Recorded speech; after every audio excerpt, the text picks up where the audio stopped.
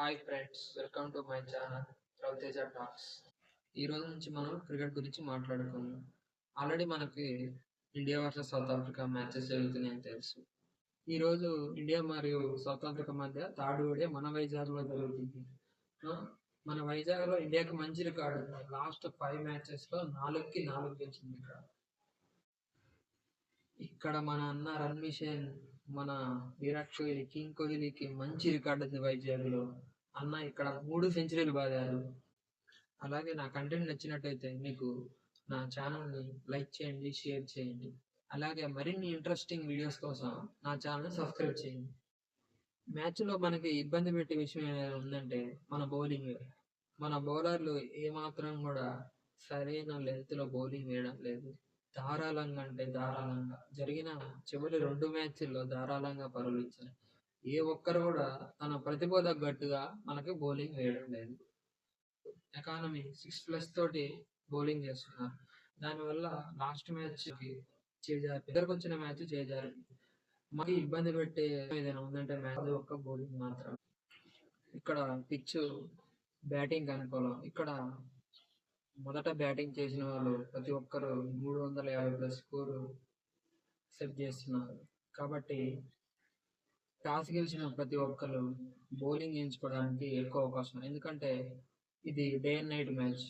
Night మంచు కురిసే అవకాశం ఎక్కువ ఉన్నందువల్ల చేజింగ్ చేయడానికి చాలా ఈజీగా ఉంటుంది. కాబట్టి టాస్ గెలిచిన ప్రతి ఒక్కళ్ళు మ్యాక్సిమం బౌలింగ్ ఎంచుకుంటారు. గత 20 మ్యాచ్లలో ఇండియా ఒక్క టాస్ కూడా గెలవలేదు. కాబట్టి ఈరోజు టాస్ చాలా కీలకం. టాస్ గెలిస్తే ఇండియా కూడా బౌలింగ్ ఎంచుకునే అవకాశం ఎక్కువగా ఉంటుంది. మన బౌలర్లు ఎంత మంచిగా బౌలింగ్ చేస్తే ఎంత పెద్ద స్కోర్ అయినా మనం కాపాడుకోవచ్చు. మన బౌలర్లు గత 2 మ్యాచ్ల నుంచి సరైన బౌలింగ్ వేయడం లేదు.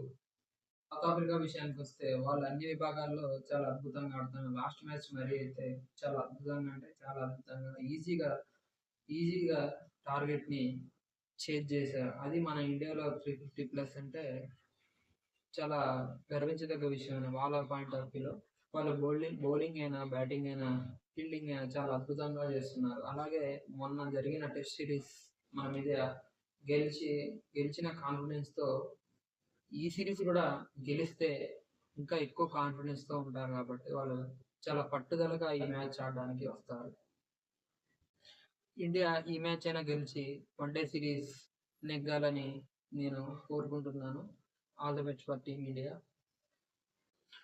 అలాగే కింగ్ కోహ్లీ, రన్ మిషన్ వరుసగా 2 మ్యాచ్లో 2 సెంచరీలు చేశాడు. ఈరోజు చేస్తారా చేయడా అనేది మీరు కామెంట్లో చెప్పండి నాకు.